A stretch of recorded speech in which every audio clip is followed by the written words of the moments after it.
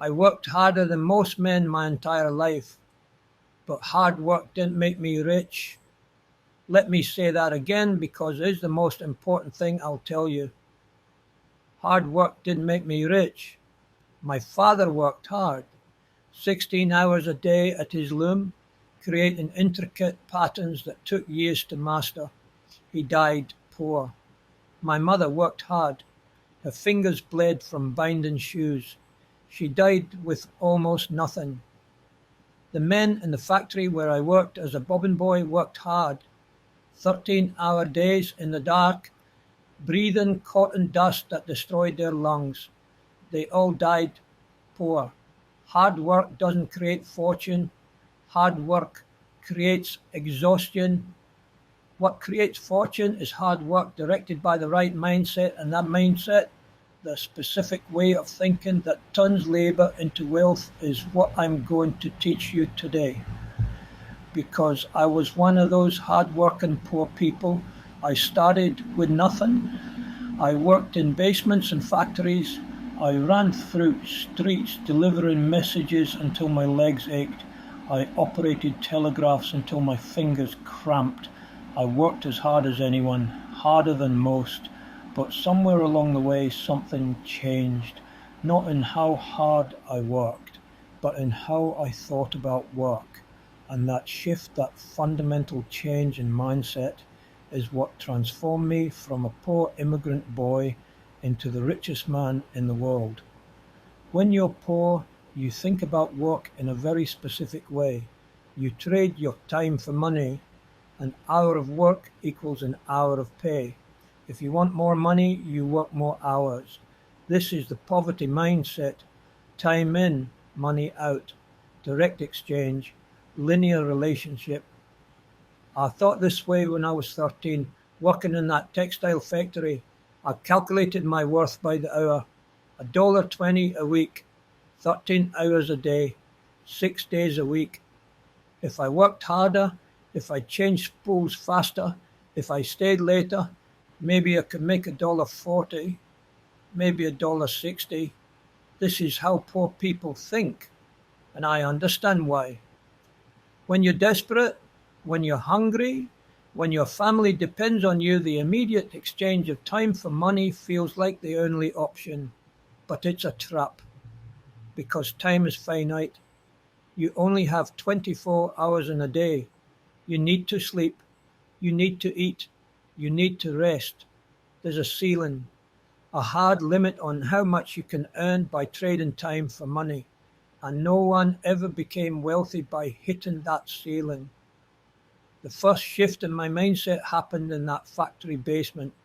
I was changing spools, same as always, but I started asking a different question. Not how much am I getting paid, but what am I learning? And suddenly the factory became a classroom. Every machine was a lesson, every process was knowledge, every interaction was information. I learned how production worked, how efficiency was measured, how the foreman organized labor, how the owner calculated cost, how the business actually operated underneath the surface task I was performing. This shift is subtle but profound. When you think of work as learning, you stop optimizing for immediate payment. You start optimizing for long-term value.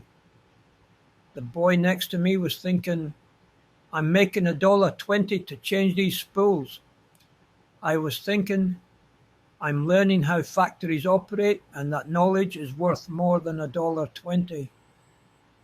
He stayed a bobbin boy. I became a messenger boy, then a telegraph operator, then a superintendent, then an industrialist. Not because I worked harder, but because I thought about work differently. When I became a telegraph messenger, I could have just run messages, show up, deliver telegrams, collect my pay, go home. Instead, I asked, what can I learn from this work? I learned the geography of Pittsburgh by memorizing every street. I learned the business landscape by noting which companies received the most messages. I learned how deals were structured by reading the telegrams I delivered. I learned who the powerful people were and how they communicated. Every delivery was an education. Every route was a lesson. Every message was information I could use. This is the first mindset shift that turns hard work into fortune. Stop thinking of work as time traded for money. Start thinking of work as a position that gives you access to knowledge, relationships, and opportunities. But learning alone isn't enough. You have to position yourself where learning matters. When I was a telegraph messenger, I could have focused on being the fastest runner, on delivering more messages than anyone else, on optimizing the task I was hired to perform. Some boys did this. They were proud of how many deliveries they made. They competed to be the fastest, but speed didn't make them wealthy. It just made them tired. I focused on something different. I focused on positioning myself where opportunity could find me. I taught myself Morse code, not because it was required, not because my boss asked, but because I knew telegraph operators made more money than messengers, and I wanted to be ready when an opportunity opened. 6 months later, the Pennsylvania Railroad needed an operator.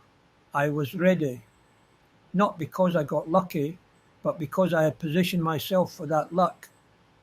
This is the second mindset shift. Work is not about performing your assigned task efficiently. Work is about positioning yourself for the next opportunity. Most people optimize for their current position. They try to be the best at what they're currently doing. But wealthy people optimize for their next position. They do their current job well enough, but they're really preparing for something bigger. When I was a telegraph operator, I didn't just operate the telegraph, I studied how the railroad worked. I learned about logistics, routing, costs, investments. I built relationships with people above me. I wasn't trying to be the best telegraph operator. I was trying to become someone who understood the railroad business well enough to make strategic decisions. And when Thomas Scott, my superintendent, started bringing me into meetings, started explaining his thinking, started testing my judgment, I was ready. Not because I was the fastest typist, but because I understood the business. Position yourself where the next opportunity can find you. That's the mindset. But even positioning isn't enough, because at some point you have to stop working for someone else and start working for yourself. And when you make that transition, you need a different mindset entirely. You need to stop thinking about work as a task and start thinking about work as value creation. Let me explain the difference. A task is something you're told to do. Send this telegram, deliver this message, change this spool. The task has a defined beginning and end. You complete it, you get paid, you move to the next task. Value creation is different. Value creation asks, what can I make or do that didn't exist before? What problem can I solve? What need can I meet? What inefficiency can I eliminate? When I started investing, I wasn't just buying stocks randomly. I was looking for opportunities to create value. When I invested in the Adams Express Company, I wasn't just hoping the stock would go up. I was recognizing that freight demand would increase as railroads expanded. I was seeing a structural opportunity to create value by connecting supply and demand more efficiently. When I invested in sleeping car companies, I wasn't gambling. I was recognizing that business travelers would pay for comfort, and no one was providing that value yet. When I invested in bridge companies, I wasn't speculating. I was recognizing that stone bridges were inefficient and iron bridges would create value by being stronger, cheaper, and faster to build. Every investment was based on the same question: where can value be created that isn't being created yet? This is the mindset shift that separates workers from wealth builders. Workers think about tasks. Wealth builders think about value creation. When I founded Carnegie Steel, I didn't think, how can I make steel? Everyone was making steel. That's a task. I thought, how can I make steel better, cheaper, and more efficiently than anyone else? That's value creation. I invested in the Bessemer process. I integrated vertically. I tracked costs obsessively. I optimized every step of production. Not because I loved efficiency for its own sake, but because efficiency creates value, and the value creates wealth. But there's another level, because even the value creation has limits if you're the one creating all the value. You can only work so many hours. You can only create so much value personally. You're still limited by your time, your energy, your capacity. The wealthiest people don't just create value, they build systems that create value without them. This is the fourth mindset shift. Work is not about what you produce. It's about what systems you build that produce without you. Let me show you what I mean. When Carnegie Steel was small, I was involved in everything. I made decisions. I solved problems. I optimized processes.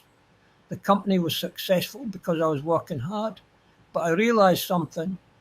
If the company depended on me working hard, it would always be limited by my capacity.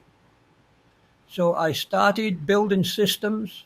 I hired the best people I could find and gave them authority to make decisions. I created cost accounting systems that tracked efficiency automatically.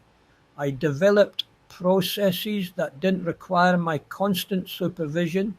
I built an organization that could function and grow without me being involved in every detail. This is the mindset that creates massive wealth. Not working harder, not even working smarter, but building systems that work for you. Most people think their job is to work. Wealthy people think their job is to build systems that do the work. When I sold Carnegie Steel to JP Morgan for $480 million, I wasn't selling my personal labor. I was selling a system that produced steel more efficiently than any other system in the world. A system that would continue producing value long after I was gone. That's what you're building toward. Not a job, not a career, but a system that creates value independent of your personal effort. But even systems have limits if you're building them only with your own capital, your own resources, your own time. The final mindset shift is understanding leverage. How to multiply your impact beyond what you could achieve alone. There are three types of leverage that create wealth: labor leverage, capital leverage, and knowledge leverage. Labor leverage means using other people's time. I didn't build Carnegie Steel with my own hands. Thousands of workers built it. Their labor multiplied, created value that I could never create alone. Most people are afraid of this. They think it's exploitation. And it can be if done wrong, but done right, it's mutual benefit. I provided jobs, wages, and opportunity. They provided labor. Together we built something neither could build alone. Capital leverage means using other people's money. I didn't build my empire with only my own capital. I borrowed. I took on partners. I used debt strategically. Most people are afraid of debt. They see it as risk. And it is if you don't understand what you're doing. But capital leverage used intelligently allows you to build faster than you could ever build with your own resources alone. Knowledge leverage means learning from other people's experience. I hired chemists to optimize steel production. I hired engineers to improve furnace design.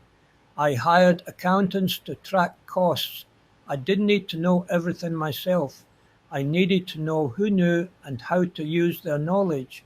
This is the final mindset shift. Wealth is not created by working harder. It's created by leveraging resources, people, capital, knowledge to multiply your impact. The poor man thinks, I need to work harder. The rich man thinks, I need to leverage more. But here's what makes this truly powerful. These mindsets don't just add to each other, they multiply. When you combine learning with positioning, you don't just learn twice as much. You learn the right things in the right context. When you combine value creation with system building, you don't just create twice as much value, you create value that compounds over time. When you combine systems with leverage, you don't just double your impact, you multiply it by orders of magnitude. This is how someone working the same hours as everyone else becomes exponentially more successful. Not by working harder, but by thinking about work in a fundamentally different way. Let me show you how this worked in my life. I learned how railroads worked while positioning myself as a telegraph operator. This gave me knowledge and access. I used that knowledge to identify value creation opportunities in railroad-related businesses. I invested in sleeping cars, bridges, freight companies. This turned knowledge into capital. I used that capital to build systems, steel production facilities that operated efficiently without my constant involvement. This turned capital into scalable value creation. I leveraged labor, capital, and knowledge to expand those systems faster than competitors. This turned value creation into market dominance. Each mindset built on the previous one.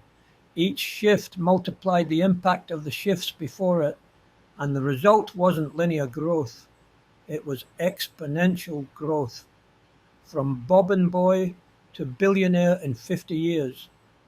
Not because I worked 50 times harder, but because I thought about work in a fundamentally different way. But there's one more element I haven't mentioned. One more mindset that's essential for turning hard work into fortune: discipline. Specifically, the discipline to delay gratification. When I made my first money from investments, the temptation was to spend it, to buy the things I couldn't afford as a poor boy, to show the world I'd made it, but I didn't. I reinvested. Every dollar I made, I put back into new opportunities. I lived modestly. I saved aggressively. I delayed consumption for decades. This is the hardest mindset to maintain, because when you come from poverty, the hunger to spend is overwhelming. You want to prove you're no longer poor. You want the symbols of success, but those symbols cost you your future. Every dollar you spend on consumption is a dollar that can't compound, can't multiply, can't work for you. The poverty mindset is, I made money, now I can spend it. The wealth mindset is, I made money, now I can invest it to make more money. For 20 years, from my first investments to the sale of Carnegie Steel, I reinvested relentlessly. I denied myself luxuries. I lived well below my means. I prioritized future wealth over present consumption. And that discipline, that ability to delay gratification year after year after year, is what allowed the compound effect to work its magic. Most people can delay gratification for a month, maybe a year, but wealth requires delaying gratification for decades. Reinvesting when you could be consuming, working when you could be resting, building when you could be enjoying. This is a discipline that turns hard work into fortune, not the work itself, but the willingness to sacrifice today for tomorrow, year after year, until tomorrow becomes an empire. I need to be honest about something. This mindset, this way of thinking about work, costs something. It cost me relationships. I was always working, always building, always thinking about the next opportunity. I wasn't present for people who cared about me. It cost me peace. I couldn't relax, I couldn't stop. Even when I had more money than I could spend, I was still optimizing, still calculating, still building. It cost me parts of my humanity. When the numbers said cut wages, I cut wages. When efficiency required breaking strikes, I broke strikes. I prioritized systems over people at times. The mindset that turns hard work into fortune is not a gentle mindset. It's not a balanced mindset. It's an obsessive, relentless, sometimes ruthless mindset. And you need to know that before you adopt it. Because once you start thinking this way, it's hard to stop. The optimization becomes automatic. The calculation becomes constant. The building becomes compulsive. I built an empire, but I also built walls between myself and everyone else. I created wealth, but I also created distance. So when I tell you about this mindset, I'm not just selling you success, I'm warning you about the cost, but here's what made it worthwhile for me. The mindset that turned my hard work into fortune also gave me the resources to transform that fortune into something meaningful. When I sold Carnegie Steel, I had more money than I could ever spend, and I realized something. The same mindset that helped me accumulate wealth could help me deploy it effectively. I approached philanthropy the way I approached business, not with emotion, not with guilt, but with strategy. I asked, where can I create the most value? Where can my resources multiply impact? Where can I build systems that continue creating value after I'm gone? Libraries, because knowledge is the ladder out of poverty, and a library is a system that provides knowledge perpetually. Universities, because education creates capabilities, and universities are systems that multiply those capabilities across generations. Research institutions, because discovery creates progress, and research systems compound knowledge over time. I gave away 90 of my fortune, not randomly, not emotionally, but strategically, using the same mindset that created the fortune in the first place. This is the final transformation. The mindset that turns hard work into fortune can also turn fortune into legacy. From labor to learning, from learning to positioning, from positioning to value creation, from value creation to system building, from systems to leverage, from leverage to fortune, from fortune to legacy. That's the complete arc. That's the full transformation. So let me ask you a question. How do you think about work right now? Do you think about it as time traded for money? As something you do to pay bills? As a necessary burden to endure? If so, you're thinking like I used to think, like my father thought, like everyone in that factory basement thought, and that thinking will keep you exactly where you are. But if you're willing to shift your mindset, if you're willing to think about work differently, if you're willing to see every job as a learning opportunity, every position as strategic placement, every task as potential value creation, every effort as system building, every resource as leverage, then everything changes. You're still working hard, maybe even harder than before, but the work is directed differently. The effort is multiplied differently. The results are amplified differently. I worked as hard as anyone, but I thought about work differently than everyone. And that difference in thinking created a difference in outcomes that was almost unimaginable from a factory basement to the richest man in the world. Not because I worked harder than everyone else, but because I thought about work in a way that turned labor into leverage and effort into empire. That mindset is available to you right now, today. You don't need capital to start thinking this way. You don't need connections. You don't need credentials. You just need to change how you think about the work you're already doing. Stop thinking, how much am I getting paid? Start thinking, what am I learning? Stop thinking, how do I do this task well? Start thinking, how do I position myself for the next opportunity? Stop thinking, what am I supposed to do? Start thinking, what value can I create? Stop thinking, how do I work harder? Start thinking, what systems can I build? Stop thinking, what can I do? Start thinking, what can I leverage? This shift in thinking doesn't cost anything, but it changes everything. I promise you this. If you adopt this mindset, if you think about work the way I'm teaching you to think about it, your results will change. Not overnight, not magically, but inevitably. Because hard work with the right mindset is unstoppable. It compounds, it multiplies, it builds momentum that becomes impossible to stop. But I also challenge you. This mindset requires discipline that most people can't maintain.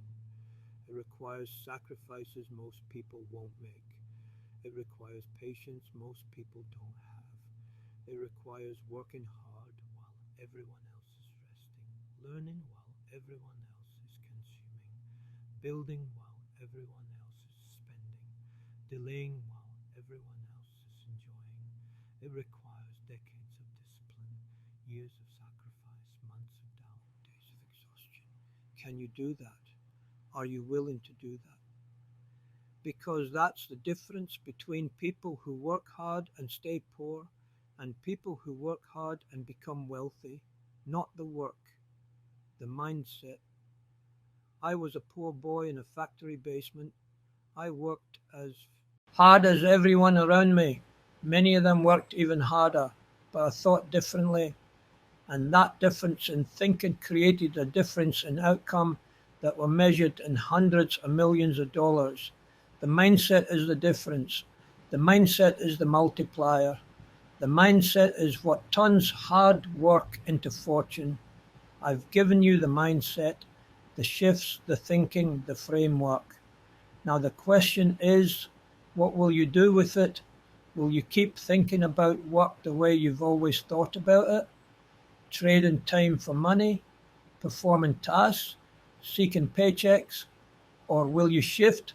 Will you start thinking about work as learning, as positioning, as value creation, as system building, as leverage?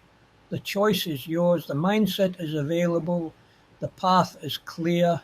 Hard work alone won't make you rich. It didn't make me rich. It didn't make anyone rich. But hard work directed by the right mindset, that turns labor into fortune. That turns effort into empire. That turns a poor immigrant boy into the richest man in the world. I did it with nothing but a shift in thinking, with nothing but a different way of seeing work. You can do it too if you're willing to think differently, if you're willing to work with purpose instead of just working hard. The mindset that turns hard work into fortune. I've given it to you. Now go build your fortune.